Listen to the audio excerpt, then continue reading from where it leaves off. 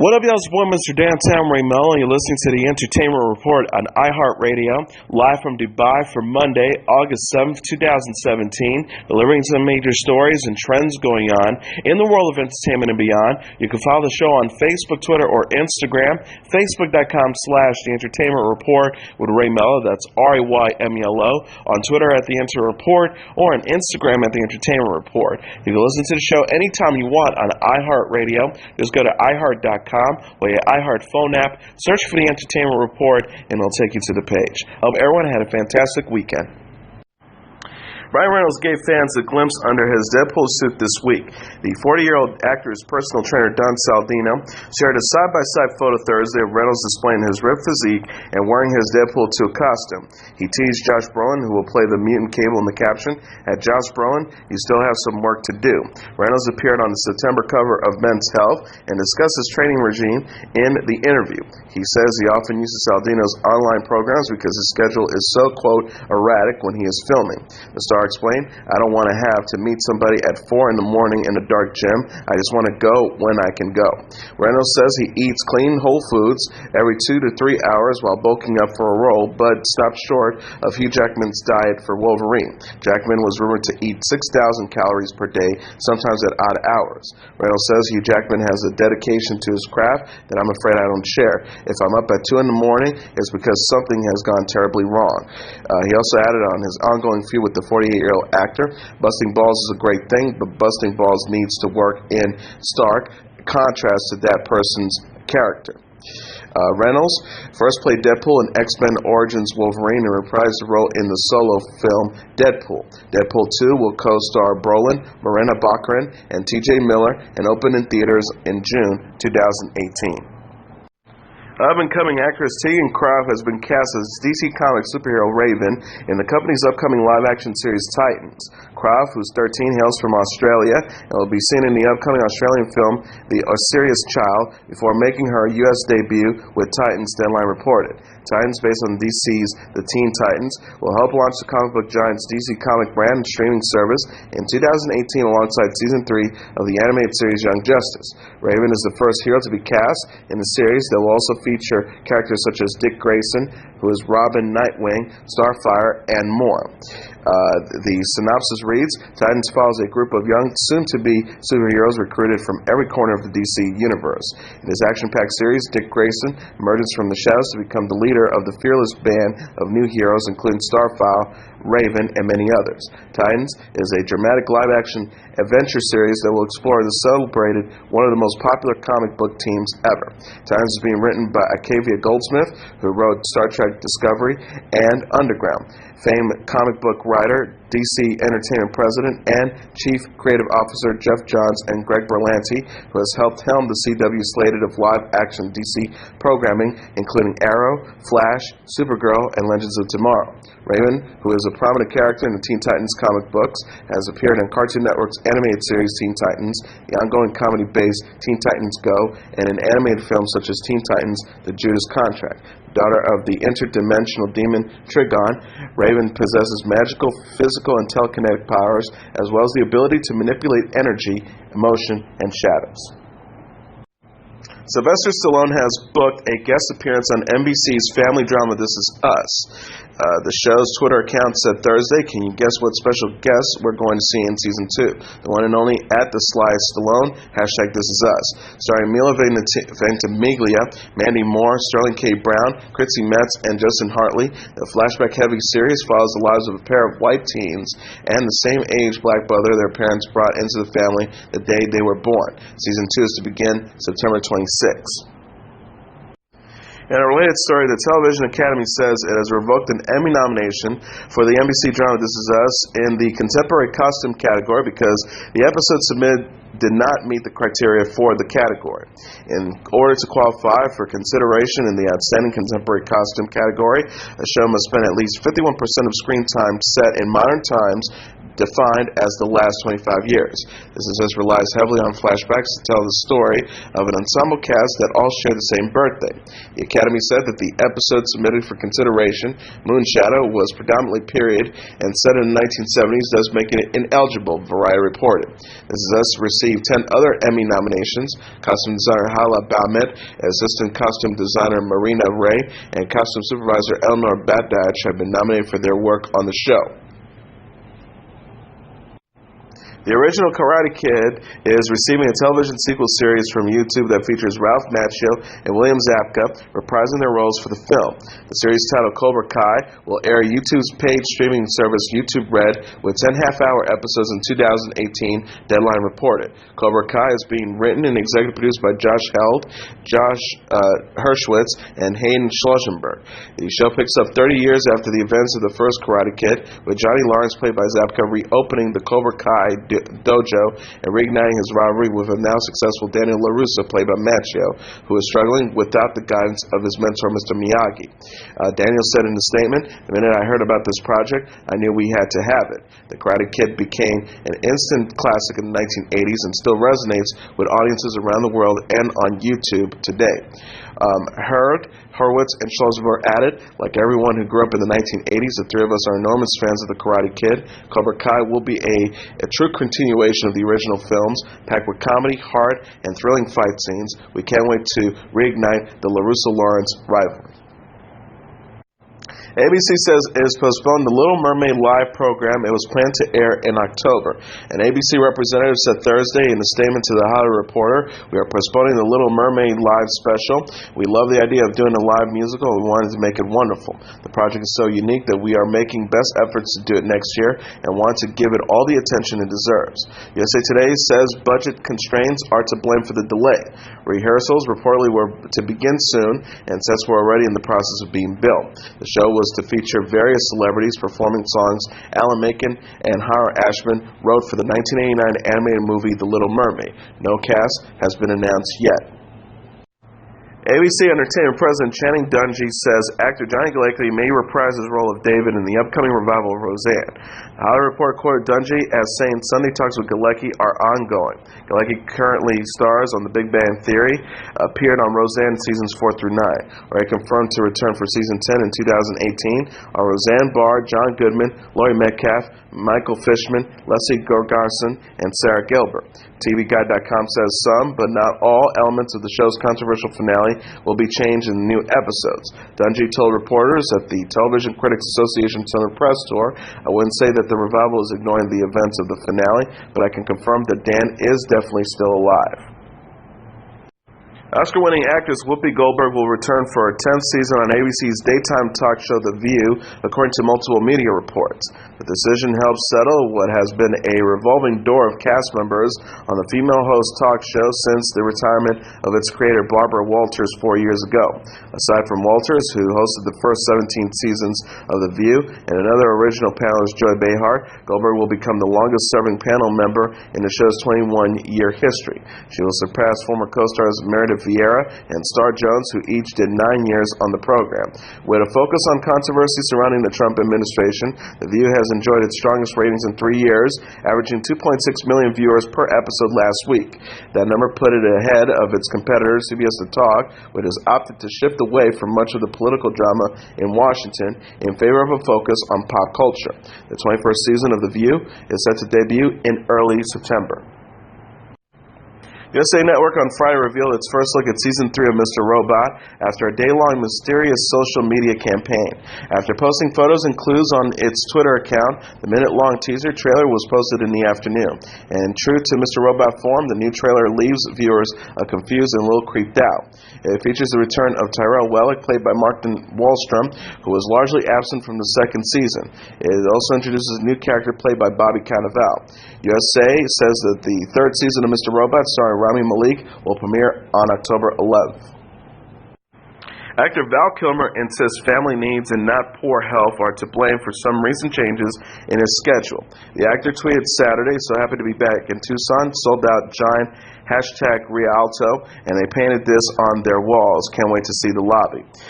Alongside with the photo of the mural featuring the words "Val Kilmer presents Cinema Twain, August 5th," and an image of Kilmer dressed as the iconic wordsmith and storyteller Mark Twain. He says in the Twitter post Sunday, "See reviews from fans last night against new try to dredge up more negative health lies because I had to shuffle shows because of family needs."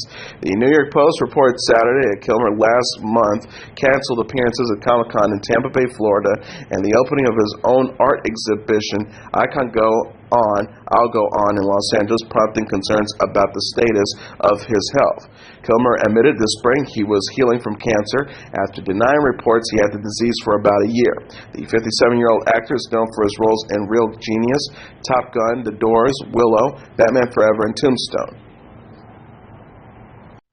British television personality Jeremy Clarkson has been hospitalized with pneumonia in Majorca.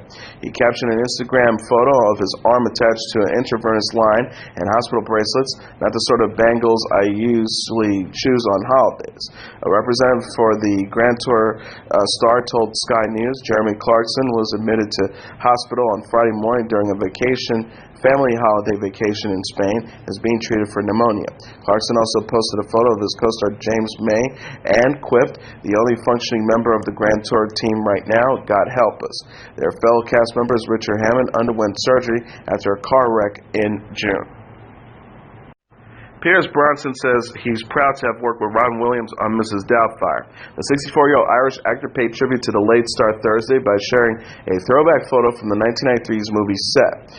Brosnan captioned the picture, "I remember this day like it was yesterday. It was a San Francisco morning on the set of Mrs. Doubtfire, a drive-by fruiting." He recalled, "I thought we would be there all morning trying to get the shot. Robert nailed it on the second take. I'm so proud to have been part of that movie and to have known the great Robin Williams." Mrs. Doubtfire follows dad of two, Daniel Hiller, played by Williams, as he masquerades as an elderly female nanny to spend time with his children after his wife files for divorce. Brosnan plays the love interest of Daniel's estranged wife. The actor told Entertainment Tonight following Williams' death in 2014, "His passing, his death, has cut to the quick of every man and woman in the world, really. He was a beautiful human being." He also added, "I never really worked with Ron Williams, to tell you the truth. I worked with Mrs. Doubtfire. Every time I worked with him, he was in makeup very early in the morning. He was a magnificent human being and a beautiful person." Williams died by suicide at the age of 63 on August 11, 2014. The late star was also known for such films as Good Morning Vietnam, Dead Poets Society, and Good Will Hunting. Freeform's drama Famous in Love starring Bella Thorne has been renewed for a second season. The announcement was made Thursday during a Facebook Live session with the cast as they thanked fans of the series for all their support. Famous in Love from Pretty Little Liars creator Marlene King features Thorne as a new actress in Hollywood who is navigating the heights and lows of being a star and the chemistry she shares with two of her co-stars. Charlie DePue, Georgie Flores, Carter Jenkins, Nikki Kaz, Keith Powers, Pepe Sunguna, and Perry Reeves also star.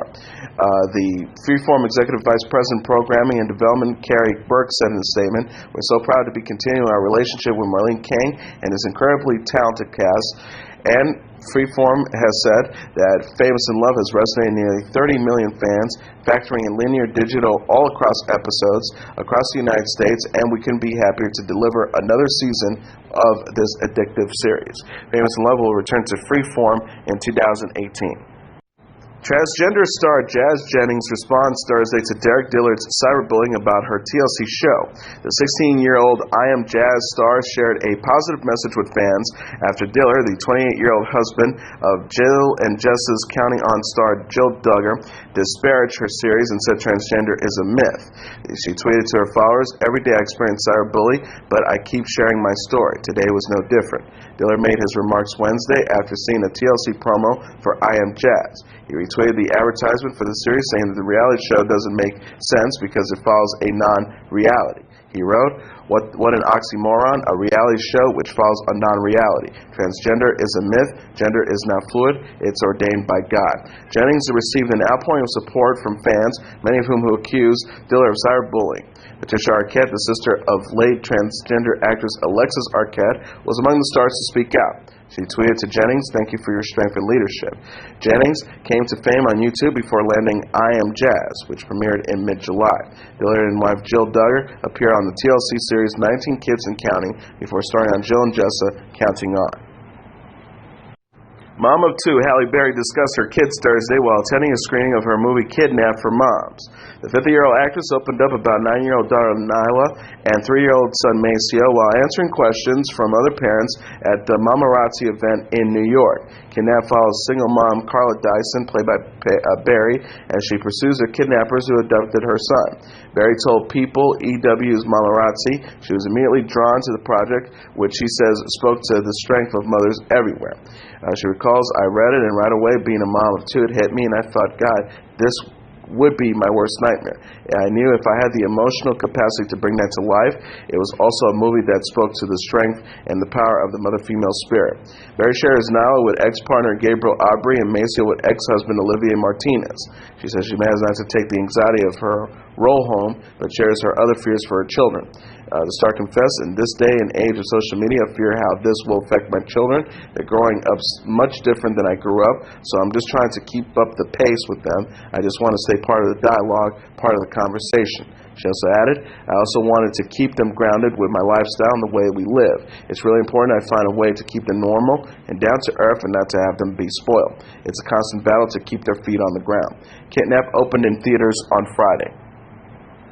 NBC has confirmed Tina Fey is joining the cast of its sitcom Great News. The television newsroom set show stars Ridja Heelan, Andrea Martin, Adam Campbell, Nicole Richie, Rachel Sands, and John Michael Higgins.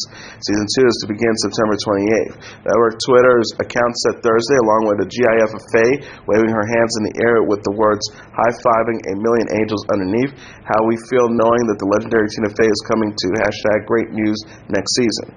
Fey has a decades-long history with NBC, first as a writer and player on Saturday Night Live, then as the star of the sitcom 30 Rock, a comedy she co-created. Eric Bolling has become the latest Fox News personality to face sexual harassment allegations in an unsure future at the network. The network said in a statement to the Hollywood Reporter, Eric Bolling has been suspended pending the results of an investigation which is currently underway. The Huffington Post said it talked to at least a dozen sources who said that the 54-year-old author and panelist on the Fox News Specialist sent an unsolicited photo of male genitalia via via tweet message to at least 2 colleagues at Fox News and 1 colleague at Fox News several years ago on separate occasions. Attorney Michael J. Bowe said about Bolling, who is the married father of a college-age son and a vocal supporter of U.S. President Donald Trump, Mr. Bolling recalls no such appropriate communications, does not believe he sent any such communications, and will vigorously pursue his legal remedies for any false and defamatory allegations and accusations that are made. Fox News Chairman Roger Ailes resigned last year after former Fox News host Gretchen Carlson filed a lawsuit accusing him of sexual harassment. Multiple former and current Fox News hosts later made similar claims. Ailes died in May at the age of 77 after a fall in his home. Longtime anchor Bill O'Reilly was forced to leave the network in April after it came to light that he had settled multiple sexual harassment lawsuits, and many of his show's sponsors refused to advertise the popular program The O'Reilly Factor. Fox Business host Charles Payne has been suspended since last month as the company investigates sexual harassment allegations made against him. The woman who lodged the complaint has appeared on Fox News and Fox Business as a political analyst, and Payne has admitted to having an extramarital affair with her from 2013 to 2016. Although Payne apologized to his wife and children for his actions, he has denied he sexually harassed anyone. Renowned television producer Norman Lear says he will attend the Kennedy Center Honor Ceremony, but not the traditional gathering hosted by the President of the United States before it. Lear tweeted Friday, I can never turn my back on the Ken Cent. It represents the arts and humanities, which means everything to me. Of course, I'm accepting the honors. What I'm not accepting is that the White House reception with at the real Donald Trump. Honorees typically attend a reception at the White House before the gala and sit with the president and his spouse during it and go to dinner with the first couple after it. This year's honorees are Lear, Carmen de la Lavande, Gloria Estefan, LL Cool J, and Lionel Richie. CBS confirmed this week President Donald Trump and his wife Melania will participate in all of the high-profile events associated with the Kennedy Center honors. The network is scheduled to broadcast the December 3rd ceremony on December 26th. Leah, who's 95, is best known as the producer of All in the Family, Good Times, One Day at a Time, The Jeffersons, Spinal Tap, Stand By Me, and The Princess Bride. He also is the author of Even This I Get to Experience. He and his frequent collaborator Rob Reiner are vocal critics of Trump. Fall Out Boy's upcoming 7th studio album, Mania, has been delayed until January. The album, which is set to feature the singles Champion and Young and Menace, will now be released on January 19, 2018 instead of September 15th, vocalist guitarist Patrick Slump announced on Twitter Thursday. Slump wrote about the decision to delay the album. Yeah, pretty big bummer. We had some long talks and a lot of way about it all, and collectively thought that was the best. He continued by saying the album just really isn't ready and it felt very rushed. I'm never going to put a record out I generally don't believe is at least as strong or valid as the one that came before it, and in order to do that we need a little bit more time to properly and carefully record solid performances. Slump wrote before confirming that the band's upcoming fall tour will continue on. I know we're supposed to come up with some really exciting story to spin in pull quotes about how the studio exploded and I ran in to save Pete's bass or something, or like Aliens stole the master tape. That would be fun for sure, but the truth is we just want to record to be better than we can make it in the next couple of weeks, and it will require a little more time. Fall Out Boy's Mania Tour is set to begin October 20th in Cleveland and will continue throughout North America until mid-November. The band will also be traveling to Australia and New Zealand for performances, with Slump hinting on Twitter that shows may take place across Europe and the UK. The Clark County Coroner's Office has confirmed that rapper Prodigy, one half of the group Mobb Deep, died from accidental choking. The Clark County Medical Examiner made the announcement after completing an investigation following Prodigy's death on June 20th at the age of 42. The coroner said to the complex in the statement, cause of death was choking and the manner was accident. Prodigy, real name Albert Johnson, was first hospitalized to receive treatment for sickle cell anemia, a disease that he has had since birth, days after he performed with his Mobb Deep partner Havoc in Las Vegas for the Art of Rap tour that also featured Ghostface Killer, Onyx, KRS-One, and Ice-T. Prodigy then died in the hospital after choking on an egg, TMZ first reported. However, it was still unclear at the time what ultimately caused his death. The publicist said in a statement at the time, it is extreme sadness and disbelief that we confirm the death of our dear friend Albert Johnson, best known to millions of fans as Prodigy of the legendary New York rap duo Mobb Deep. We would like to thank everyone for respecting the family's privacy at this time. Chris Cornell's daughter Toni performed Leonard Cohen's Hallelujah in honor of her late father and his friend Linkin Park's Chester Bennington, who also died recently. Toni took the stage Friday alongside One Republic for Good Morning America's summer concert series. One Republic was filling in for Linkin Park, who was originally scheduled to perform. One Republic frontman Ryan Tedder says Chester sang this at Chris's funeral, and is arguably one of the greatest songs written in the last 50 years, I think by most people's accords. It is a very special song to us, and I think to most people, and especially to Toni as well. Toni added, it is an honor to perform this for my dad and Chester and to sing for them. During the performance, members of the audience could be seen wiping away tears. Chris died on May 18th at the age of 52 after committing suicide by hanging himself inside a hotel room in Detroit. On July 20th, Bennington died at the age of 41 after committing suicide by hanging himself inside his home in California. Lorde was forced to end her Lollapalooza set early due to inclement weather Thursday. The 20-year-old New Zealand singer apologized after severe rain and lightning caused officials to evacuate concert goers at the annual music festival at Grant Park in Chicago, Illinois. Lorde tweeted, for fuck's sakes, I'm so gutted, guys, I don't know what to tell you. They told us we can't play. I had the most spectacular show planned for you, and I promise I'll come back to play as soon as I can. She also added, this is the most melodrama thing I've ever seen. Please stay safe. A News reported that an estimate 400,000 concert-goers were asked to evacuate the park around 9 p.m. The British rock band Muse was also forced to cut their headlining cut short. Muse frontman Matthew Bellamy tweeted, "Gutted City Police made us leave the stage tonight 3 songs in at #Lollapalooza due to weather, lightning, nightmare." He added, "Crowd awesome, we'll be back. Hope Lola books us next year to make up." Thursday marks the first time of the 2017 Lollapalooza Music Festival, which will run through Sunday, August 6th. Blink-182, Chance the Rapper, Arctic Fire, and The Shins are among the other acts to perform. Singer Aaron Carter posted a screenshot of a statement on Twitter saying he is sexually attracted to men and women. The post on Saturday follows another tweet on Sunday thanking his fans for their well wishes. He tweeted, "Waking up so overwhelmed by your love and support. Looking forward to seeing you all this Thursday in my hometown." He wrote in his earlier message to his followers, "There's something I'd like to say that I feel is important for myself and my identity that has been weighing on my chest for nearly half of my life.